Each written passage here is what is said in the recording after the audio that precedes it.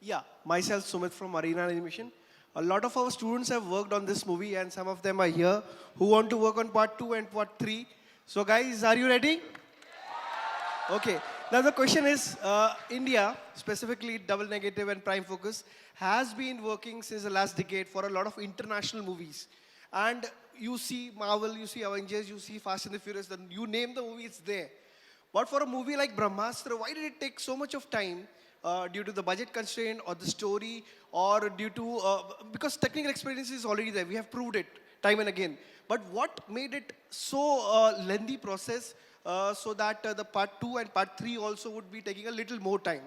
If you can please elaborate. Thank you. No, so what you said, you actually had your answer in your question, Sumit, right? It's it's the catch-22 of the budget versus the quality.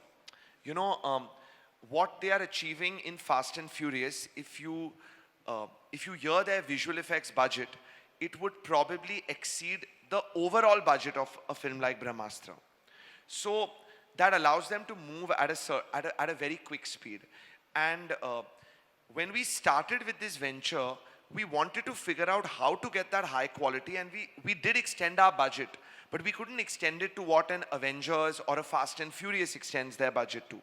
So that catch required internally for Namit to be able to give us his teams when they got a little bit of a break from working on a very big Hollywood film.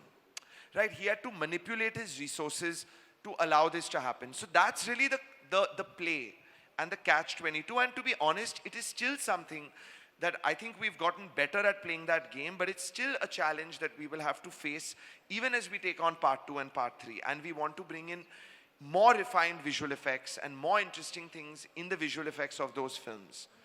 बहुत challenging है ये VFX का game India में.